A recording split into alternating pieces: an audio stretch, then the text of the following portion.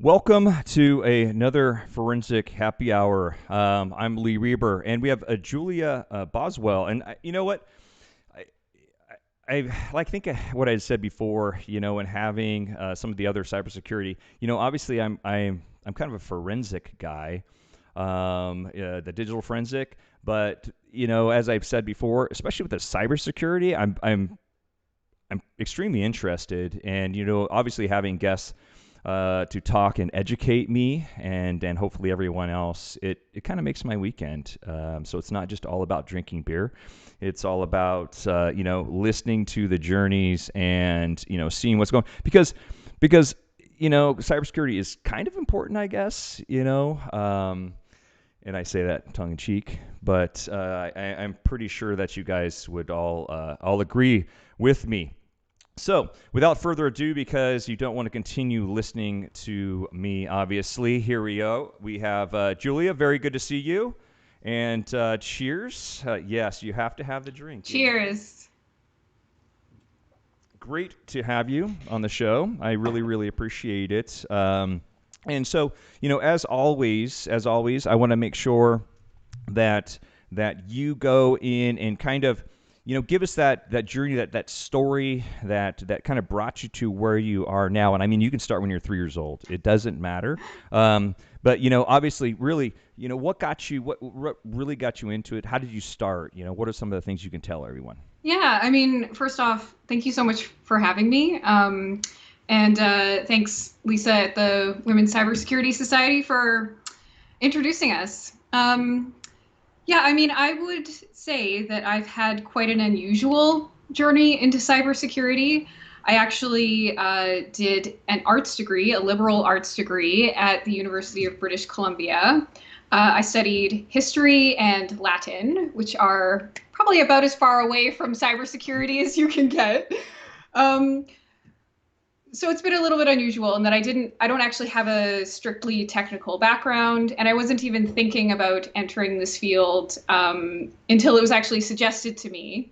So I worked at UBC for a few years, doing some work in copyright, and then I got inspired to completely switch careers. So then I entered tech. I got a job at this current company, Addion Systems. And it was actually my boss at this company who realized that I might have an aptitude for this. So the way I was introduced to this field was being handed the NIST 800-171 standard with a, hey, does this interest you kind of question. So I think actually my arts degree may have prepared me for reading a massive and somewhat difficult to digest standard. But I read it over and I just kind of instantly became fascinated with this field and what was going on and the potential. So, at that point, I decided that I really wanted to pursue this as a field. My company has been very supportive.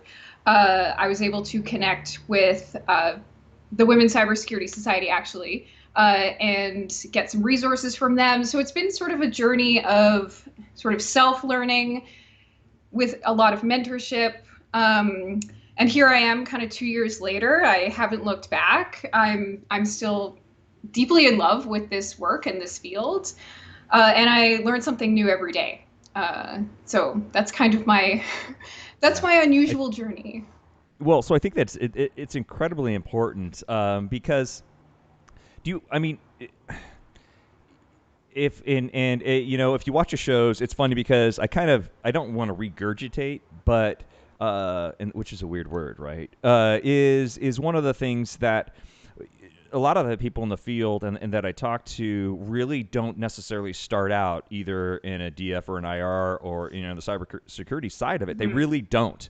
There's something that kind of catches you. So is there something that you remember that you just all of a sudden said, "Oh my gosh, I love this"? I mean, what is it that just all of a sudden kind of flipped the switch for you? Yeah. It's interesting that you asked this question because I was actually thinking about this morning. I was like, is there like one kind of event that really like just made me fall in love? And actually, it was the first time that I opened ran a command in the command prompt, and I was like, oh my God, this is amazing. And it's just like every opportunity now where I can go in there. I just think it's the coolest thing.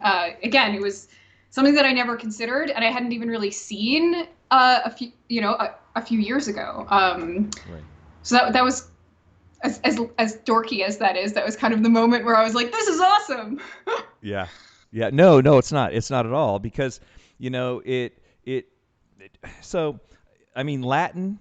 So Latin in history, or was it Latin in art? Latin and history. Latin history. So with that and with the art side of it, I mean, what can you tell people that might be watching it, or thinking about kind of the cybersecurity side of it? Because there's a question I am going to ask you. I'm just kind of waiting, because it's extremely intriguing to me, and we'll talk about it. But what I mean in university, in going through these, you probably weren't thinking about cybersecurity. Obviously, you computers, you have the computers, you kind of.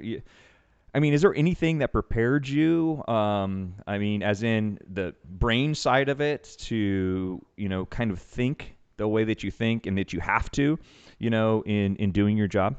Yeah, for sure. I think, I was in an honors program, so I had to read like massive amounts of material each week. And I do feel like having to digest all that information does actually help in cybersecurity because so much of the work involves kind of piecing together something that happened with a bunch of data that might be saying wildly different things. So there's kind of this idea that you can form a narrative from that information, which I think is pretty valuable. But I think, like, most importantly, is just like a tolerance for kind of chaos that my undergrad prepared me for, which I think is probably an important skill in this field. Information is constantly changing. There's new threats every day. You kind of wake up and you're like, oh my God, like what's going to happen today? And if that scares you and you're like not into that, then maybe this isn't the right field for you. But for me, I find that exciting, and I find that the chaos sometimes is actually something that engages me deeply with my work. So, do you think that that's what I mean, kind of keeps you and gets you excited about that? Is because everything is changing so quickly, and your day to day, like on Friday, is different than what you would have Monday, Tuesday, Wednesday. Mm-hmm. It's like you're eating from a new menu every day, Yeah, yeah, for sure. right? Yeah.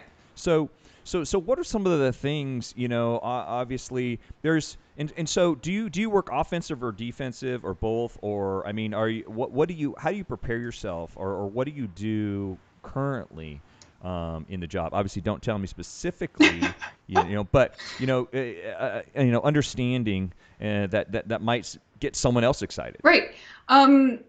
Yeah, so I have kind of a unique position right now. I'm the security and compliance lead at the software company that I work for. So my job right now is actually coordinating between a lot of different teams to get both our company and the platform itself. Well, CMMC, if that's a new term for you, we're trying to be CMMC compliant. I'm also working with, oh, When we use acronyms on the show, you have to tell people what they mean. okay.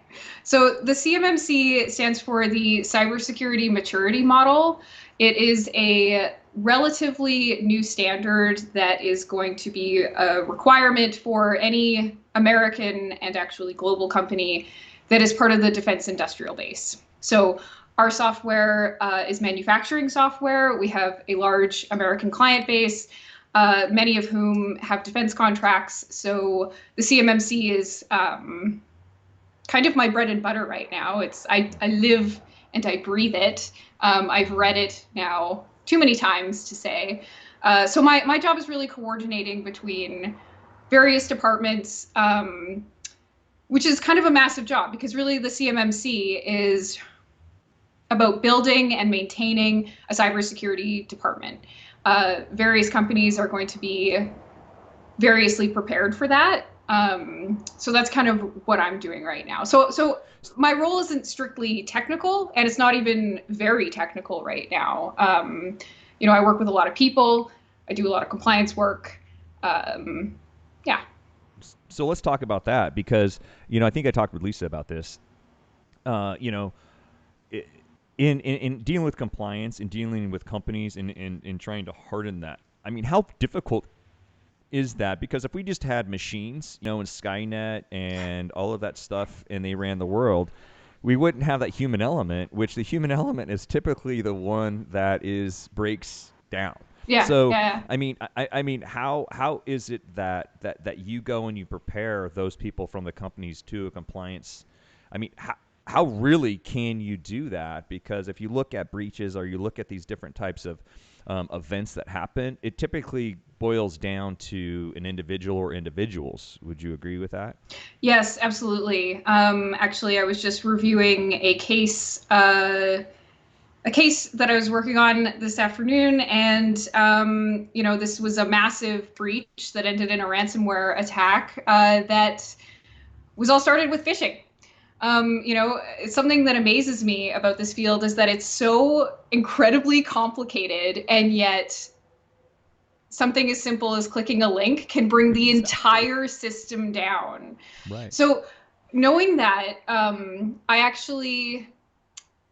I prepared what I like to refer to as my artisanal cybersecurity training program, which I Nice. wrote and presented to my company last fall, knowing that you know it's kind of a cliche, but it's true in that people are our weakest link. But they also have the potential to be our strongest sort of barrier against these things. So, um, running that program, educating users has been very important to me, and I think is actually pretty critical to any company trying to meet compliance. I don't think that you can have a cybersecurity department or be compliant without actively engaging your users and treating them like they're part of the whole system, which they very much are. Mm-hmm, mm-hmm. And so on the compliance piece, is it? And you said the word education. Is education probably the most important thing that a company can do to prepare themselves for, cybersecurity? You know, I really want to say yes, and I'm gonna say yes. As I said, you can create all the technical controls you want. You need to have those things anyway. But especially in this world that we're living in now, with everybody being online, everybody working from home, it's really vitally important that people know what that entails. And that's important in a working environment, but also for their home environments. Like one of the things that I try to do with the training is make it clear that this can be passed on. This is knowledge that should be passed on to your friends, to your family. The more people know about this, the safer everybody is. And not everybody has been using the internet all their lives. Not everybody knows how these things work. And I really do think that it's part of, our job as cybersecurity professionals to kind of spread the gospel, to make people aware that there are these issues out here and that they can play a really active and important role in the overall safety of their family or their company. So if we look at that, obviously the person. So let's just take kind of, and I don't know if you're an Apple or an Android person, but it kind of is the same way. Is that if I have a mobile device that I'm because that's what I do is mobile devices. So I'm just going to talk about myself for a second. No, but I'm going to make this example. The example is, making it really, really hardening security. As a manufacturer or an operating system designer, if I make it extremely difficult, you lose the usability factor, right? You kind of have these people that drop off and say, no, this is expletive. I mean, I'm just not gonna. I'm not gonna use this. I'm gonna go and find something, a flip phone. I'm gonna find something because this is too difficult to use. Obviously, they want to capture those users. So, I mean, is there a fine line that you have to do you have to look at for actual usability, or people are just gonna say, screw it, nope. You know what? Give me my notepad and piece of paper, and I'm just gonna write this stuff down, and I'm gonna send it somewhere else. I'm no longer gonna use this screen and this keyboard. I mean, it's kind of the same thing, Yeah. right? That you'd have with mobile devices. So how do you find that fine line of, security versus usability? Totally, yeah. Or security and convenience, which is something that I talk about a lot at my company. And I really think it comes down to just, communication. You, it's not a good policy usually just to tell people that something is going to be the way that it is. If they don't feel like they're involved in the process, then it's not going to work for them. So when I'm trying to, design something or, manage a platform, it is very important to get sort of the user's input. But where that kind of line falls is, I feel like it's a feeling. You feel like, okay, well, this is now crossed into a boundary that I can no longer control. And so I need to stop taking this person's complaints or concerns and just bring it back to the structure of what we're doing. It is a very fine line, and I feel like Cybersecurity 101 should always include like a section on the things you're going to hear, and security and convenience are just, they're two sides of the same coin. And so if you look at the workforce, I mean, the people that are coming into, say, say to the office, that have been, they were born out of the internet. Then you have those who have worked at the company for quite some time. Do you think that becomes an issue? Because typically the people that have worked at the company a long time are like C-level people or kind of executives. So how do you deal with that? Especially when you're trying to go in and comply. Does it come down to, $1 billion lawsuit or $1 billion breach? I mean, that you get the executives to kind of get it? Yeah, that's interesting. I almost feel like for the employees, you should be talking and creating an atmosphere of like openness and support. But with C-level, you really want to scare them, right? Like you really want to instill fear into what's going to happen if we don't have these controls in place, what's going to happen if we focus too much on convenience, because they're really the decision makers. And for my own company, the C-level responds very well to me trying to instill fear in them. So I'm quite lucky in that way. I don't need to present, 60-page documents outlining something to let them know how important it is. Usually we can have very good conversations about what's going on. And I feel very heard. And, my own company is taking this stuff very, very seriously. I think a lot of people are in the manufacturing base, because this is pretty important stuff at this point. Yeah. Yeah. So if you look at the work that you do, I know on the compliance side, but I know that also on the technical side, what is something that employees or no, I mean people that might be getting into cybersecurity, what are some of the things that they should either look to study for? I mean, what are the things that you might see going on now, and then what you might see in the future? Interesting. I mean, I feel like I have a very different perspective than a lot of people in this field, maybe because I don't have that technical background. And there is a sort of culture at my company and, in Vancouver, really, of kind of, teaching yourself, taking classes, not necessarily relying on certifications. So, anyone that's looking to get into this field, I would just want them to know that certifications, I think, are important. They kind of create a baseline that everyone can kind of agree on. But you don't necessarily need those certifications to have a role in cybersecurity, particularly a non-technical role. But beyond that, like self-study, I think is really important. Getting some of that technical background, even though I don't necessarily do that work on a daily basis, I am studying and building that because it's very important to know what underpins a lot of these requirements in standards. And this is like an amazing time to be learning cybersecurity. There is so much available free online. There's such a push to educate people, to get people, up to snuff, as it were. So there's so much available online that people can really choose their own adventure in this field, I think.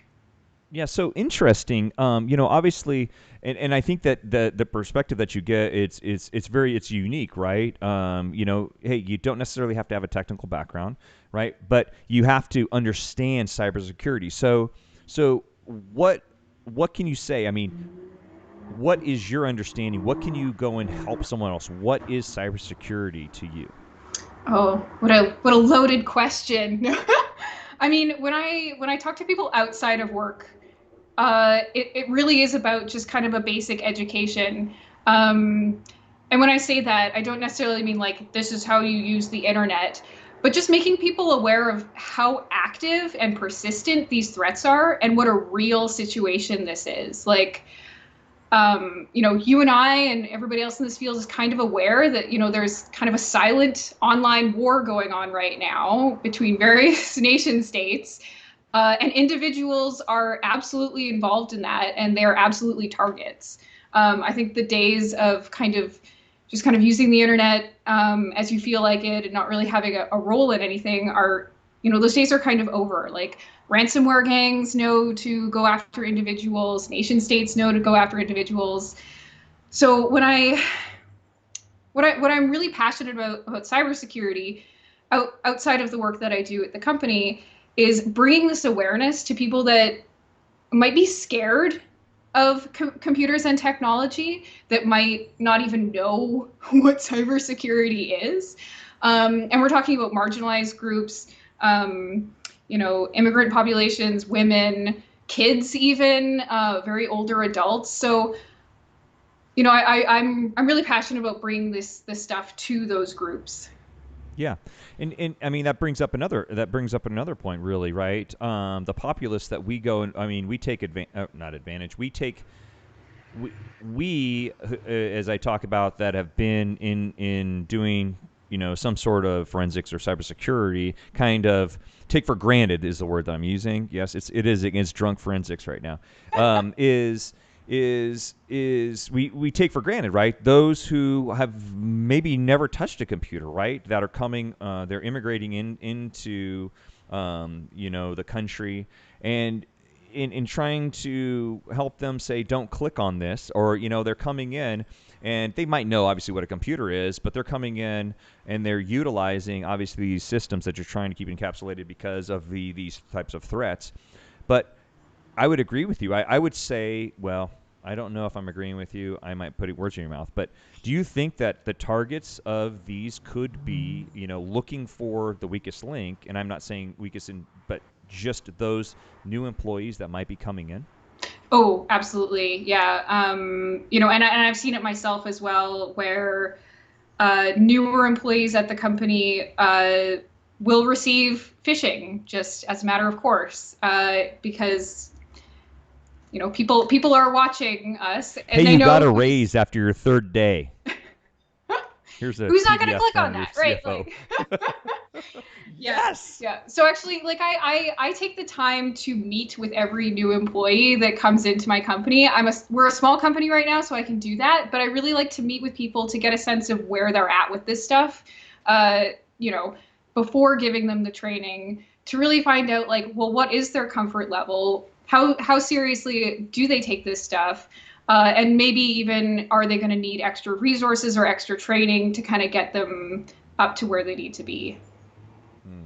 So, can you tell us? I mean, maybe just a cool cybersecurity story, something that maybe, I mean, happened. You don't have to be specific, but something that give us the beginning, the middle part, and how it was resolved, and get people super excited about cybersecurity or freaked out. It's usually freaked out, but you know. Yeah, I mean,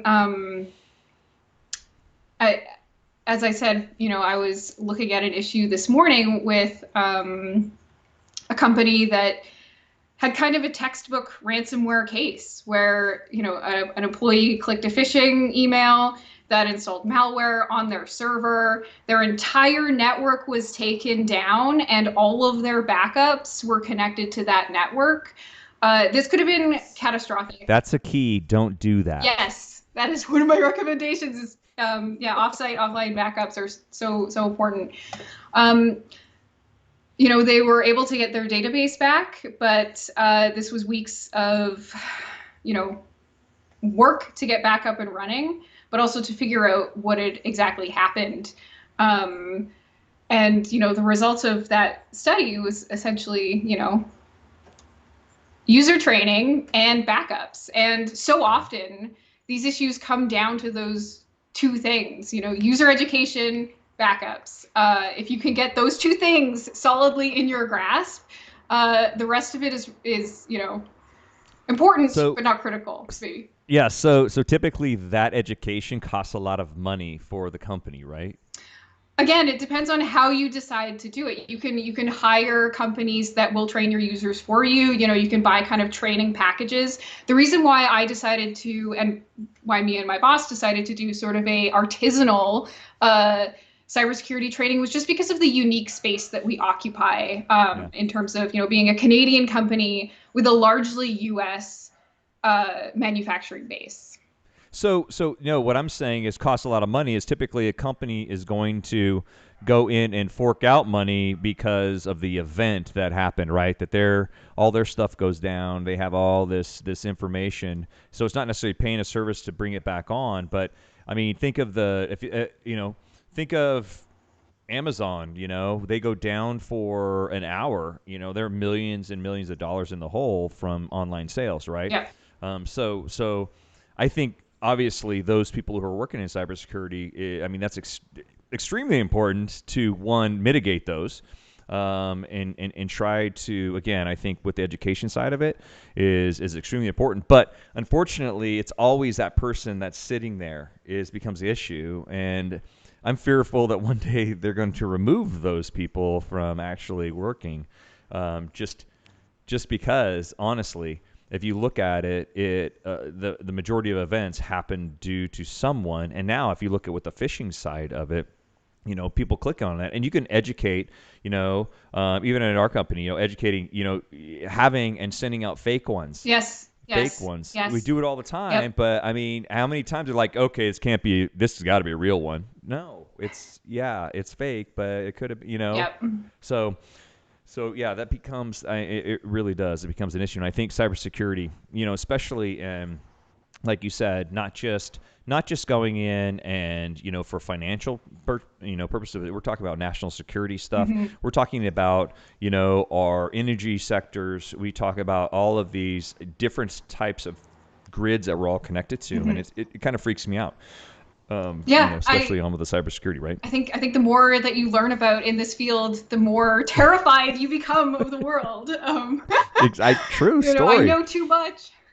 Yeah, true story. Yeah, you're like, I'm just gonna go and move into the mountains, and I'm gonna have a log cabin, and what happens happens, Yep. and don't even have a phone. Yep. But yeah, unfortunately, that's not gonna Yep. happen. Okay, so um, one thing I'm extremely intrigued about, is the correlation between cybersecurity and chess.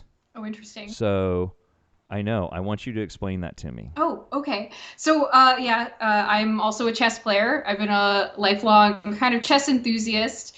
And chess is not only a beautiful game, it's a very instructive game, in that it really forces you to come to terms with how you make decisions.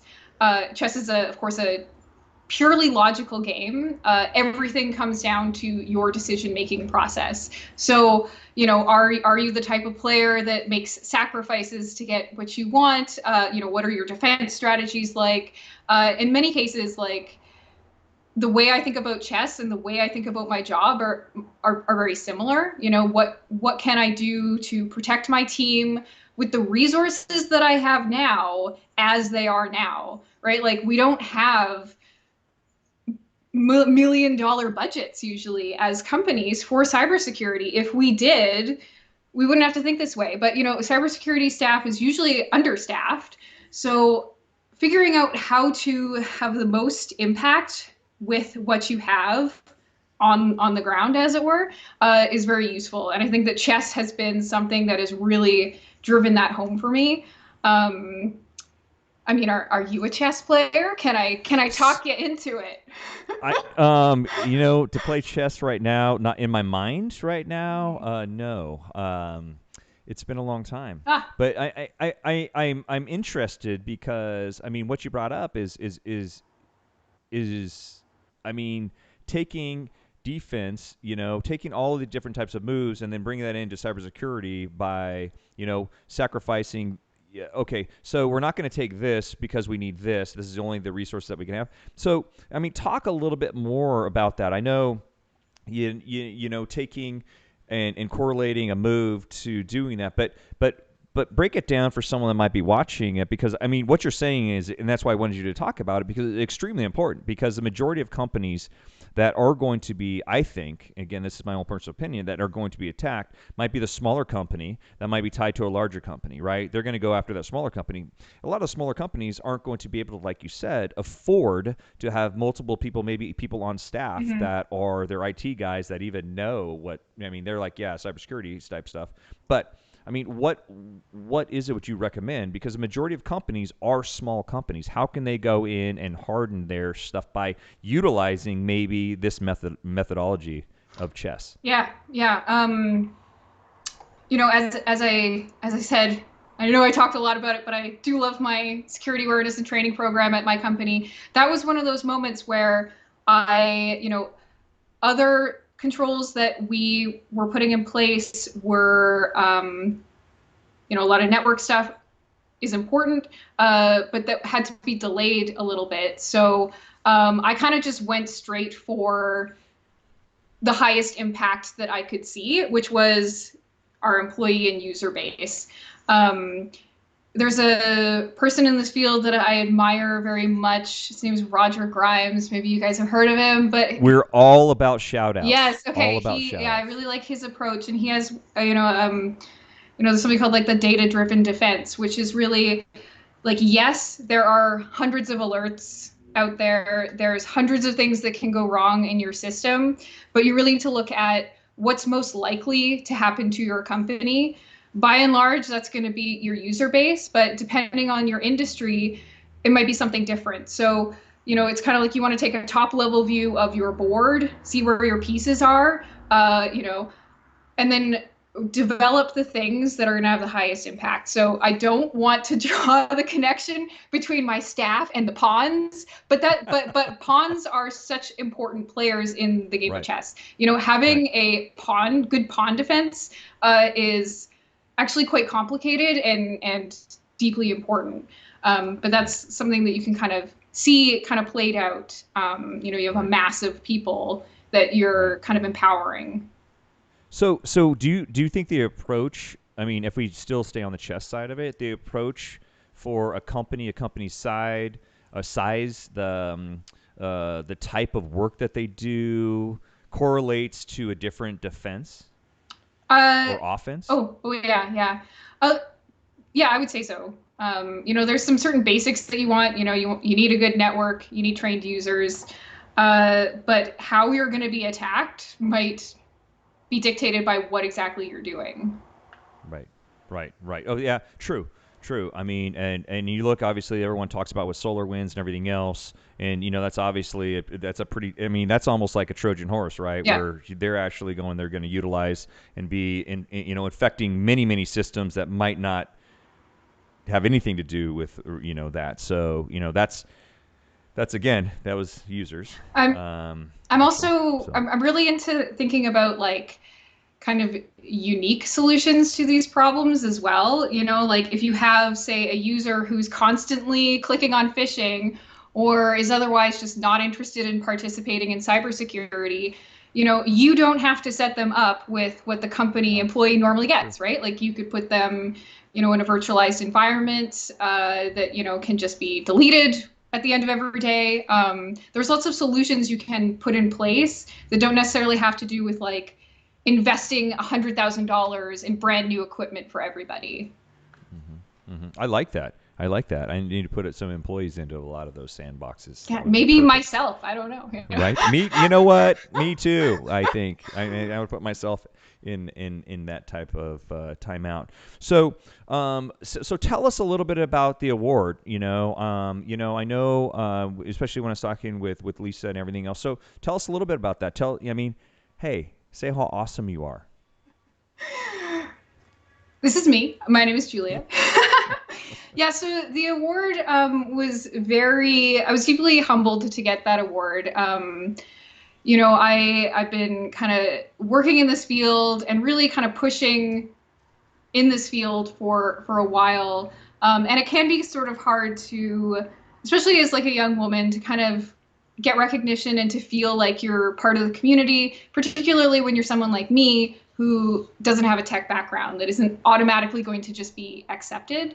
Um, so that award was very humbling for me to receive. And I really think that what that society is doing in terms of helping people that are interested, a lot of them are women. It's the Women's Cybersecurity Society.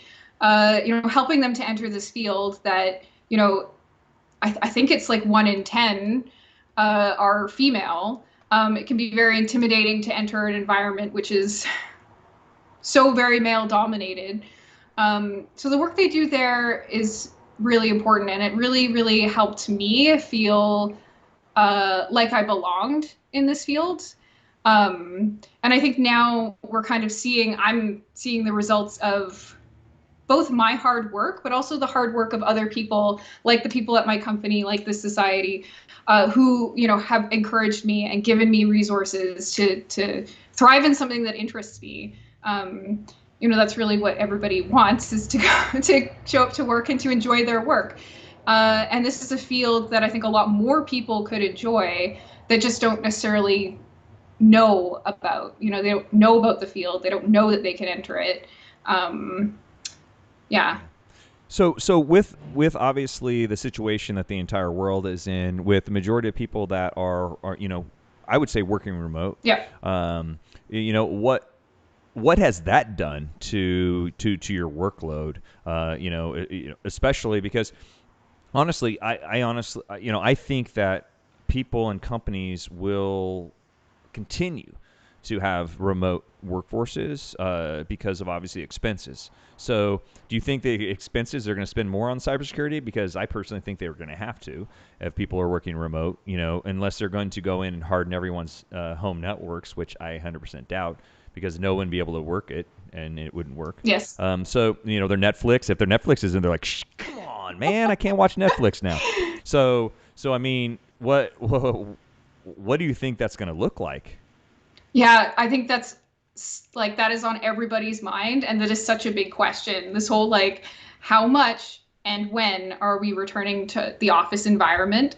I've certainly had my own questions about how do you even prove compliance as a company if you have half of your employees working at home on their home networks? Can you be compliant if that's your situation? I think that a lot of companies that had previously invested in remote working environments have done better overall in this pandemic, just because the transition has been easier. But I do think that there is and should be, we shouldn't lose that office culture. We shouldn't lose that sense of sort of togetherness. I do think that we will eventually be returning to our offices, maybe with, some understanding for remote work for those that want it. But it'll be really interesting to see what exactly happens there. I think some companies have said, no, it's going to be indefinite or forever. But I don't think that's going to work long term. And I think that there's a large section of the population that misses the office culture. And certainly in cybersecurity, this is kind of a nightmare, right? Like, you have everybody working at home, connecting to you don't even know what. And it's very, very challenging to try and harden that. Yeah. Yeah. Yeah, no, I think I think it's a huge issue, and I'm not necessarily in the cybersecurity side of it, and and honestly, just from seeing the companies and the companies like, oh yeah, well, yeah, we're moving out of that building because, we've done so well. Well, I don't know if it's a false sense just because they haven't been hit by anything. But I think that by taking a lot of those, if you will, I mean, these firewalls away from everything else of it, or ways to infiltrate, they're going to be found at home. Eventually, and I think it becomes, I mean, my personal opinion. I think it creates a huge issue. Yes, yes. Yeah, it's, if there's one thing, I mean, many things keep me up at night. I think this is like a common thing for cybersecurity people, is like there's like a sleep joke in every webinar that I attend, you know what I mean? Right. But it's, thinking about our employees, their home environments, and the fact that they might be targeted at home. Like, that to me is so worrying and important to address. Is people's homes are now targets, and this is just Yeah. something that we have to It's interesting address. because, just a year or two ago, it's all about, hey, make sure that you cover your camera on all of your laptops and everything else, and cover that stuff. Well, now you have to have it on because you have to do like all these video Yes. stuff. So, I mean, I think it's, people are forcing it, saying, hey, we got to make sure to keep the video cameras on so that we can. So, again, it's craziness. Yep. And I just think it's going to. I don't want to say it's going to get worse, but I think that the jobs of the DFIR, the incident response stuff, and the cybersecurity is only going to grow. So I think, like you said, I think it's a great opportunity for people to get into this, and again, it's something new every day. Yes. And I mean, I thank you. oh, well, I thank you. Yeah. Yeah, I mean, this is just, I think we're in a massive transition period right now, which the pandemic has really just kind of lit the fire under a process that was already started. And yeah, we're certainly going to see things become even more complicated in the future. And it's not going to be a situation where we all just return to our offices and everything's just back to normal, especially now that people are used to working at home. I mean, I've really been impressed with a lot of the people that I work with in the way that they have, taken my education, but also educated themselves. I see a massive leap and improvement actually in the overall awareness of this stuff because of the pandemic, right? So Interesting. it's, yes, we're having to live in a world and work in environments that are very difficult to secure, but we're also seeing a lot of people really just being jump started in this field, who normally wouldn't really care, or who just, it normally wouldn't like touch their lives, right? Yeah. Yeah. Yeah, I think a lot of times too, people are like, "Hey, this is my home network. I'm going to do everything I can so people can't get in, and steal my Hulu and Netflix and everything else, right? Mm-hmm. Something like that." So excellent. I do appreciate you coming on the show. It's Mm-hmm. fantastic. See how the time flies. I mean, I don't Oh like to wow, keep people yeah. too long, but because especially it is Friday, and at least we get a few days off, right? Yeah, 2 days better than nothing. You know what? Exactly right. Exactly. So I want to say thank you. Thank you very much for coming on the show. Yeah, And yeah, I'll make sure to have you back. thank you so much for having me. It's been great. Oh, thank you so much. All right. Great. Another fantastic story. I just want to say the show has been fantastic, and it has everything to do with the people that are on it. So it has been good. I mean, today with the cybersecurity, again, like I said, I like to talk about cybersecurity because it freaks me out. And I look around my house and I look around all the office, and I look at this and I'm like, man, um, should we just unplug everything? Because after I talk to all these professionals and these people in the industry, yeah, it says that I need to do more. So those people also, it's a great opportunity, like you heard, to get into cybersecurity, or into, obviously, with digital forensics, any type of incident response type of stuff. And one thing that I wanted to point out too is fantastic to hear is a lot of people think you have to have some CS degree. You have to wind up going in and eating DOS and eating all these other all this different type of code. but you don't have to. You just have to have an understanding and an aptitude and just want to learn. So awesome. I appreciate it. And again, we'll be back next week with another fantastic guest. And everyone have a great weekend. Thanks.